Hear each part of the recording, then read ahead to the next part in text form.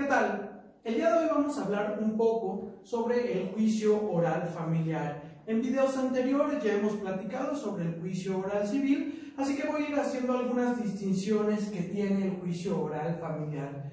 Lo primero que vamos a comentar es que este juicio oral familiar es el juicio oral más reciente que tenemos en cuanto a su creación, en cuanto a su legislación. Primero tuvimos al juicio oral civil y al juicio oral mercantil y posteriormente al juicio oral familiar. Sin ser perfecto, el juicio oral familiar aprendió, abrevó de los errores, de las fallas y de las deficiencias de los juicios orales civiles y mercantiles, así que tiene algunas novedades muy interesantes y solucionó de forma muy ingeniosa algunas deficiencias de los juicios orales civiles y mercantiles. Lo vamos a ir platicando.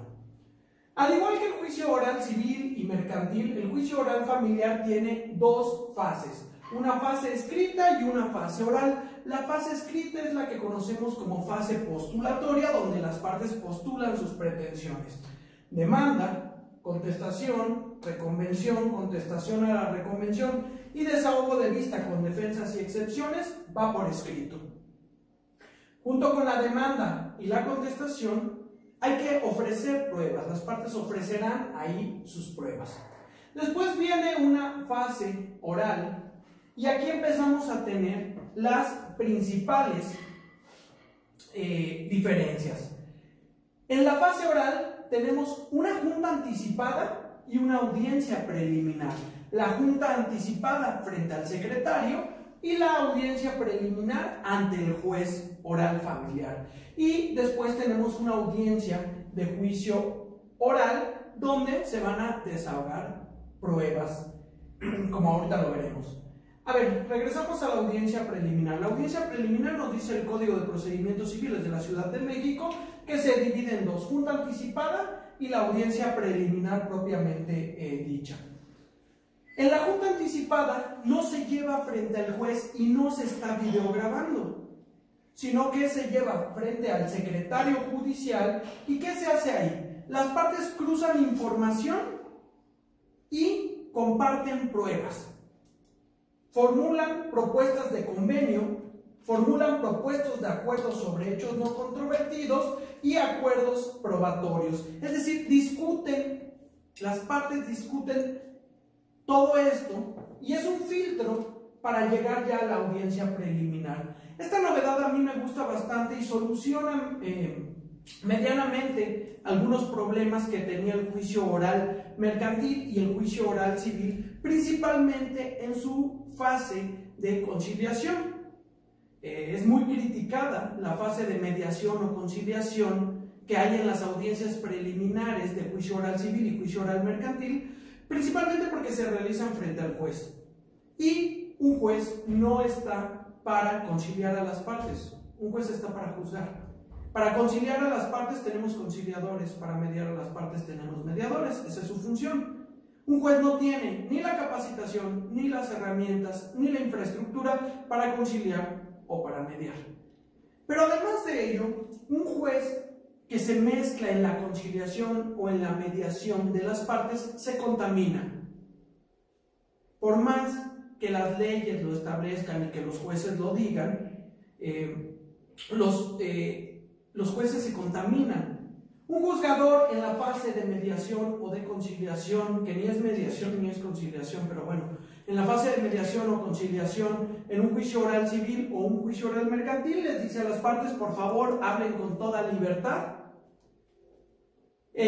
Todo lo que se diga en esta etapa de conciliación o mediación no lo voy a tomar para el dictado de la sentencia definitiva. Quizá formalmente no lo tome para el dictado de la sentencia definitiva. Sin embargo, al verse contaminado, su fallo puede estar ya sesgado.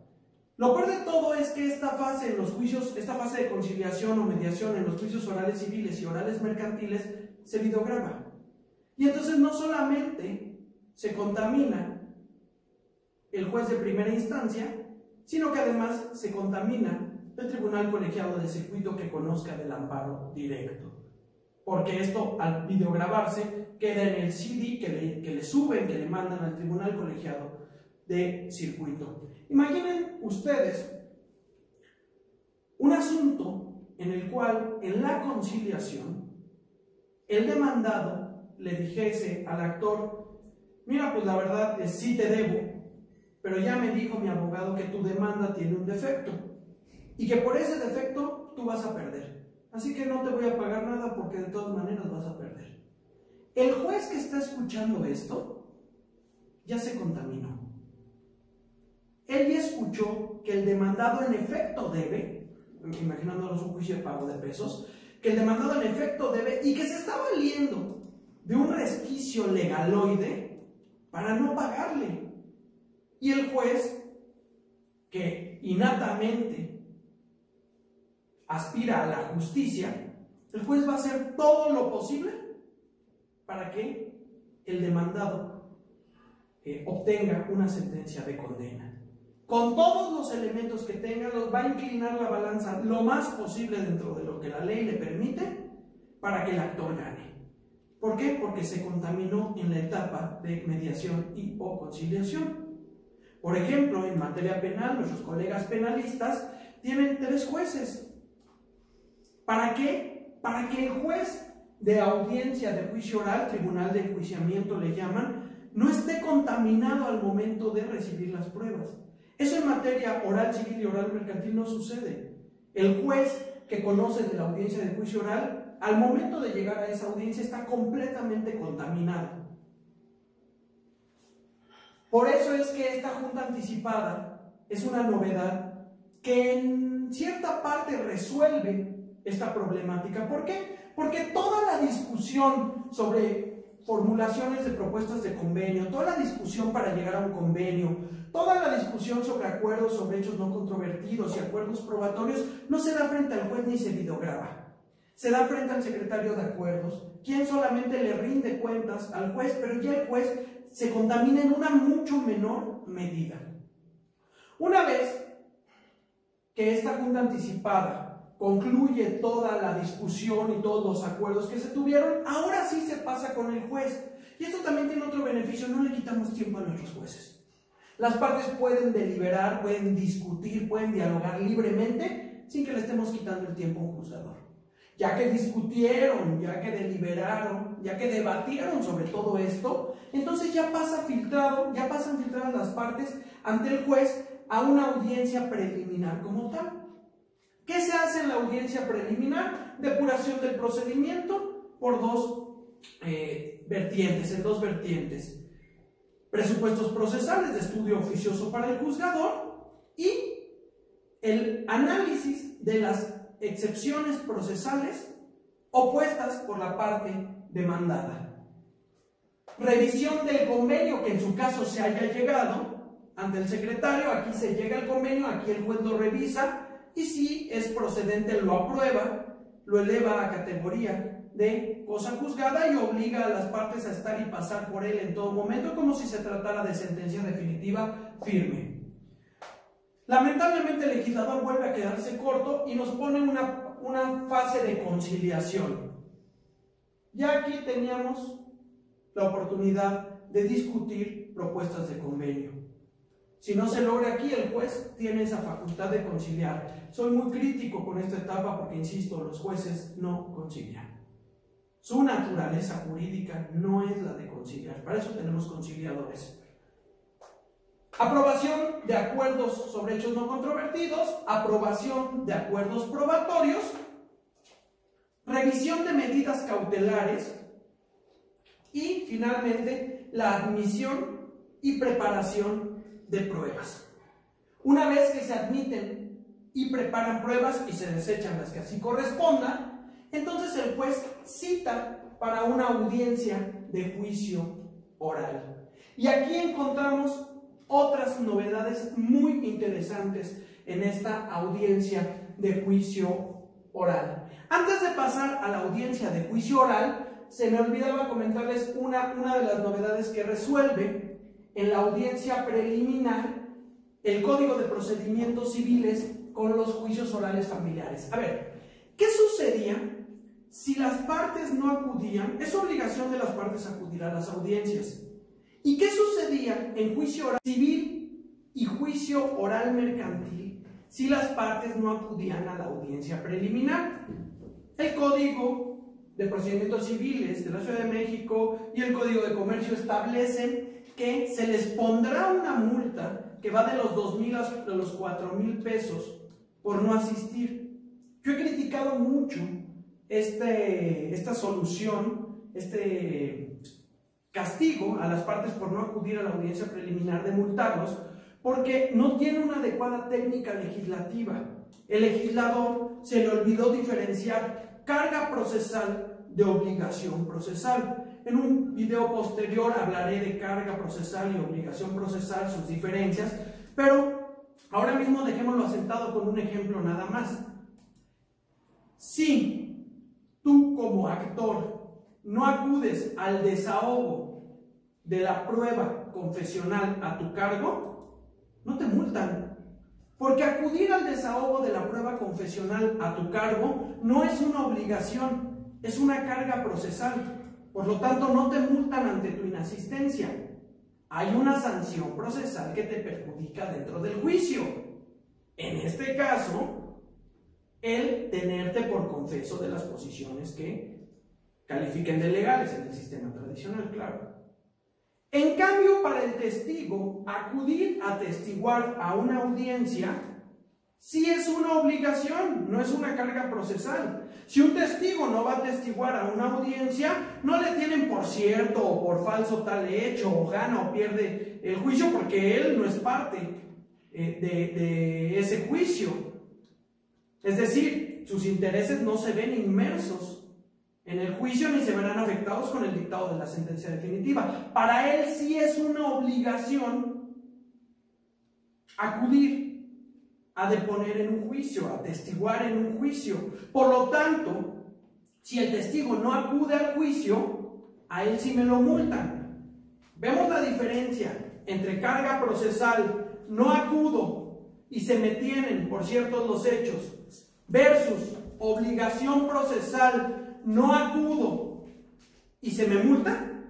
Bueno, para las partes acudir a la audiencia preliminar no es una obligación, es una carga procesal. Por lo tanto, no era correcto que se les multara.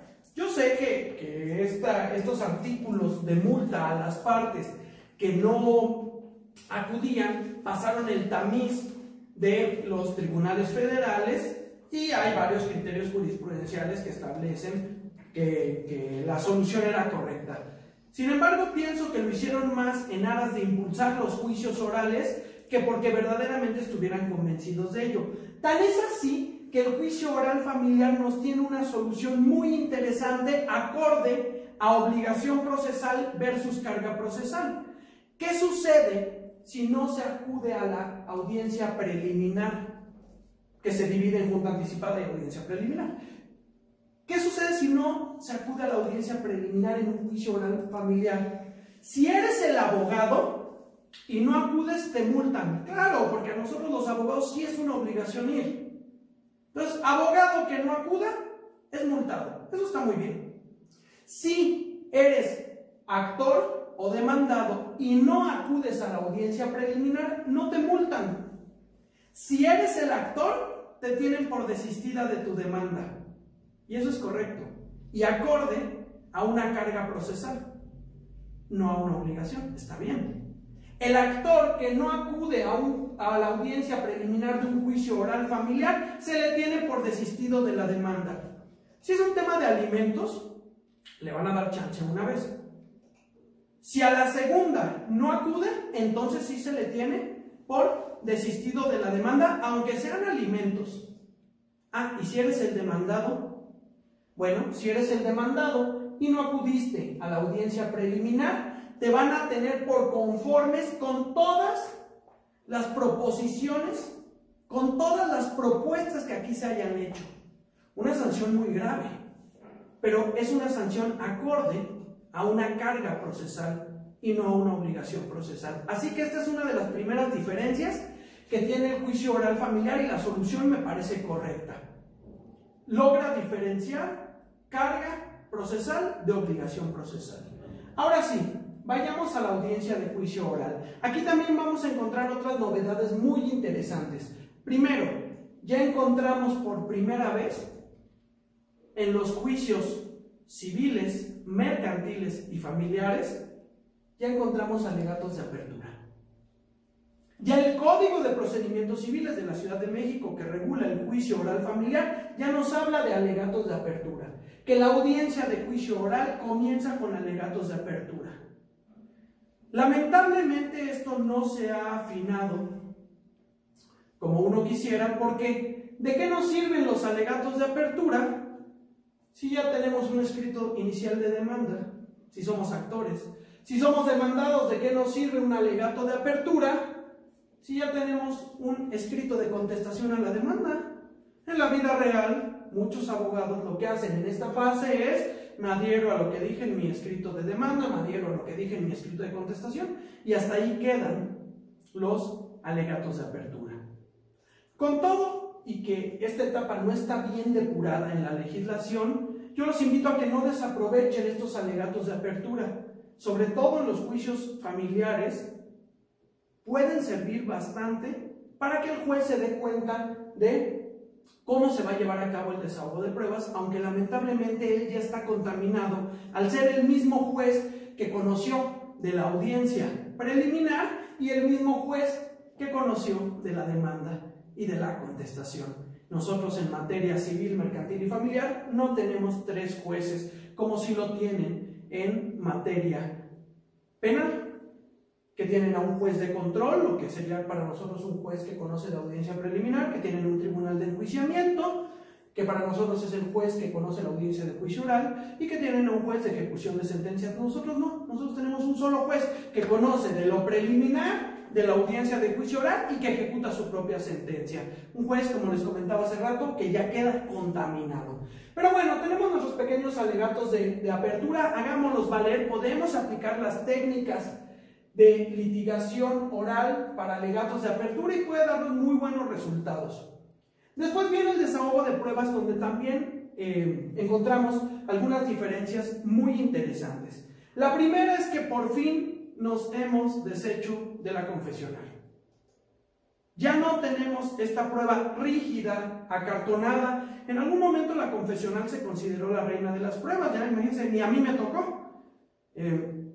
Cuando era considerada la confesional la reina de las pruebas. Hoy en día lo cierto es que la confesional es una prueba rígida, acartonada, sirve de muy poco. El hecho de que las posiciones tengan unos requisitos verdaderamente absurdos vuelve a la prueba completamente inocua.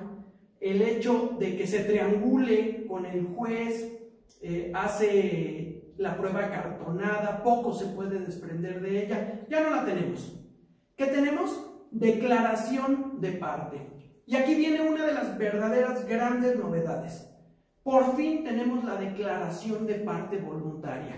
¿Qué es esto? Que ya por fin podemos subir a nuestro propio cliente al estrado e interrogarlo nosotros. Esto no sucedía en la confesional. La confesional era una prueba que se ofrecía y que se desahogaba con el contrario. Si yo iba por el actor, le preguntaba o interrogaba al demandado. Si yo iba por el demandado, le preguntaba o interrogaba al actor. Pero no se podía en la confesional interrogarle a mi propio cliente. Ahora ya se puede. ¿Esto es riesgoso? Sí, sí es riesgoso. Pero con una buena técnica de litigación puede ser muy útil, sobre todo en juicios familiares. Podemos humanizar a nuestros clientes y podemos mostrarle al juez una versión diferente de los hechos. Dicen que el lobo siempre será el malo si solo se escucha a Caperucita. Por lo tanto, me parece fabuloso que ya podemos subir a nuestro propio cliente al estrado e interrogarlo. Cierto es que es un arma de doble filo, pero con una buena teoría del caso, con una buena estrategia y con unas buenas técnicas de litigación, esto nos puede servir suficiente. Segunda novedad que nos tiene este juicio oral familiar. En cuanto a los alegatos, las partes ya pueden objetar. Ya existen objeciones, el Código de Procedimientos Civiles ya nos habla de objeciones. Lamentablemente no nos da un catálogo de por qué objetar, de qué se puede, si objetamos por insidioso, si objetamos por que es una pregunta inductiva, si es una pregunta inocua, compuesta, etc. No nos tiene un listado, pero ya nos permite objetar. ¿Esto qué implica? Implica un cambio sustancial en la prueba. Le quita el acartonamiento que tiene en el juicio oral mercantil. ¿Por qué? En el juicio oral mercantil hay una triangulación innecesaria con el juez. ¿Cómo se desarrolla esta prueba en el juicio oral mercantil? Donde ya también es un interrogatorio libre. El juez le dice: señora fulanita de tal, le van a hacer unas preguntas, no conteste hasta que yo se lo diga. Y entonces ahí estás tú como abogado dirigiéndote al juez. Ya no sabes si te diriges al juez, si te diriges al testigo o a quién te diriges, pero ahí estás diciéndole al juez: ¿qué hizo el día 10 de enero del 2017? Y el juez: conteste.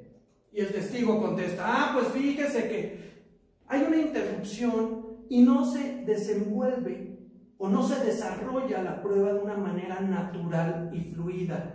El juez, al estar calificando las preguntas del interrogatorio, hace que esta prueba se vuelva acartonada. Aquí ya no. Aquí ya te diriges al testigo y ya lo puedes interrogar de una forma mucho más fluida y ya queda en un control horizontal entre las partes el objetar o no objetar las preguntas. Entonces, esto ayuda mucho. Desde luego, ahora ya tenemos también contrainterrogatorios. Al haber declaración de parte voluntaria, es decir, yo interrogar en un interrogatorio directo a mi propio testigo, la otra parte, por el principio de contradicción, tiene derecho a contrainterrogarlo. Y esto vuelve más dinámica la prueba y se puede obtener la verdad de una manera mucho más eficiente.